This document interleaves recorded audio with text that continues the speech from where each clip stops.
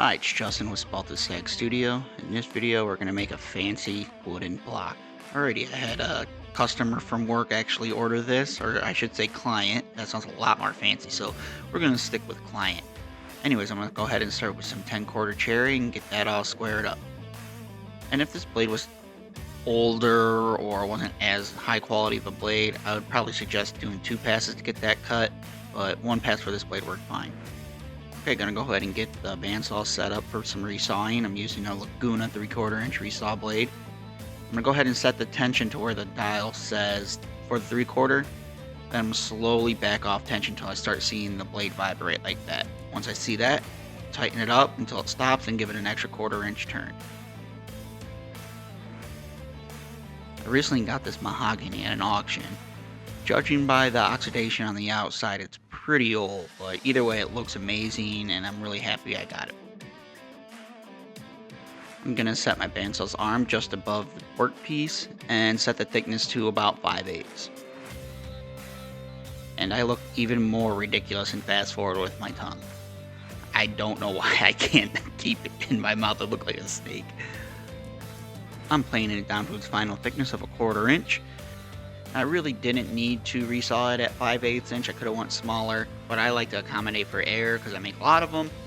So I just waste a bunch of wood.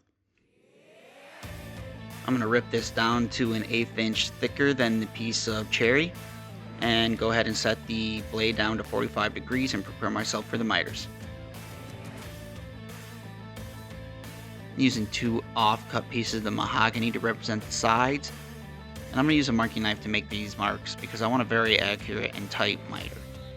Now you could measure everything out, but then you're going to be limited by the accuracy of your tape measure. Most tape measures go to a 32nd inch, and this, something even as little as a 64th inch, is going to stand out. So doing a marking knife and using the off-cut pieces is just going to give you better results. I'm repeating the steps for all 4 sides and making sure I label every piece to ensure that the right pieces go in the right places and I get the waterfall effect. Preparing for the glue up, I am using some painter's tape to tape together the miters. This is a great method for gluing together miters. It ensures that nothing slides around, you get a tight fit, and you can also verify that everything is in the proper order. I'm using Type Bond 3 for this glue up. I very rarely use Type Bond 2 anymore. I just prefer the work time for the Type Bond 3, and it's got the water resistance. It's just, in my opinion, much better product to use, so it's worth the cost. I placed some popsicle sticks under this, and that just gives you a little overhang with the mahogany going around it. That way, if something happens, you're not perfectly flat or whatever. The overhang will allow you to clean it up with a router, and in the end, it'll be flat.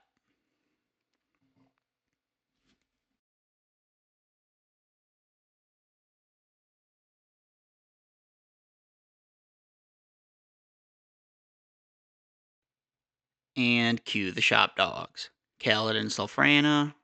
They look innocent right now. They most certainly are not. And we're back to gluing up. I'm definitely going a little overkill on the clamps, but it's really important in this project to ensure that everything is as tight as can be because any little gap is going to stand out.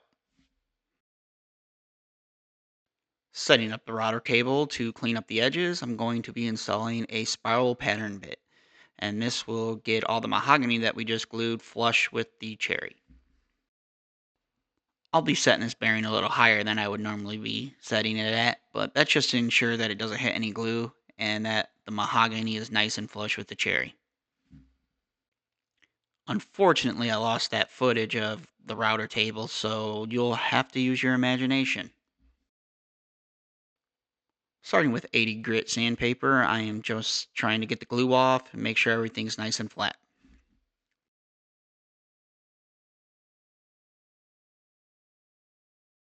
It's really important that you keep the sander absolutely flat. Any rocking is going to round over your edges, and this isn't going to sit on a table flat.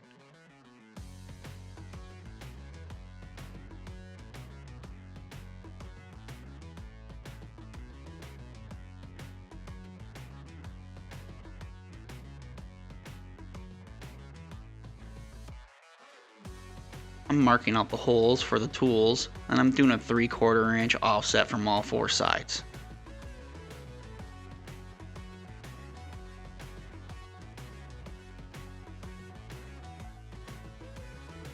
Making 1 1/4 inch marks, and that'll make sure that there's plenty of room for the sockets.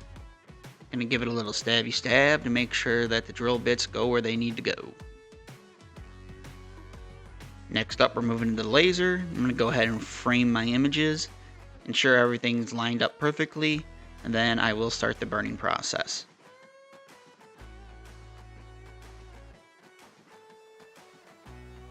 I'm not gonna record this whole laser burning process. I'm not sure if the laser can actually damage the camera lens or sensors, so I'll just record a little snippet of it.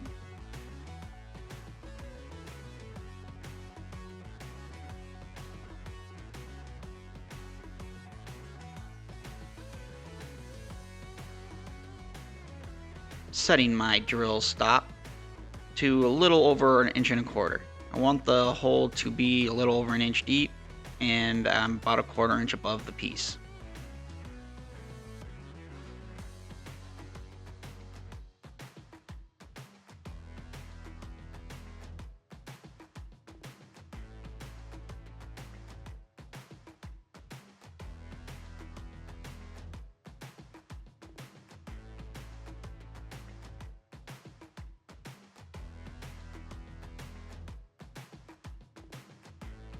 To ensure everything's absolutely flat, I'm going to do this next part by hand.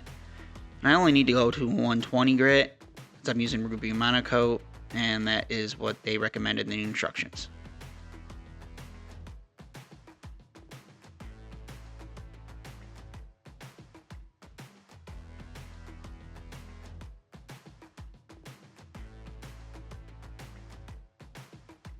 Just using a block plane to clean up the edges a little bit and break down any sharp areas.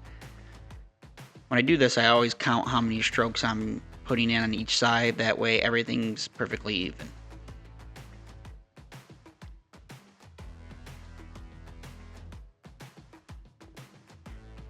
I decided to install feet, so I'm going to go ahead and measure out a 1/2 inch offset on those and get the pilot holes drilled.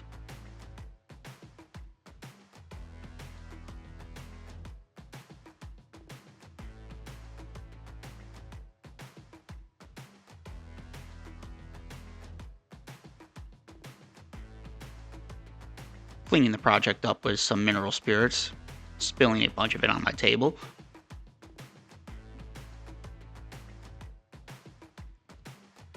Once the mineral spirits evaporate, go ahead and start mixing up the ruby monocoat. Now, I did make too much of this, but it's okay. The stuff's getting pretty old. I normally don't use it. I tend to stick to lacquer, but in this project, it's a better suited finish since it's going to get beat up. The lacquer would end up chipping and it would need refinished. This way, it can just be easily applied. So I'm using a white Scotch-Brite to go ahead and apply it, and then I'll wipe off excess with a clean blue towel, and then buff it with another white Scotch-Brite.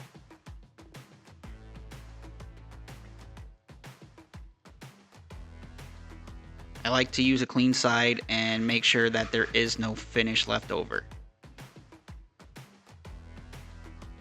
And for the last step, I'm going to install the rubber feet.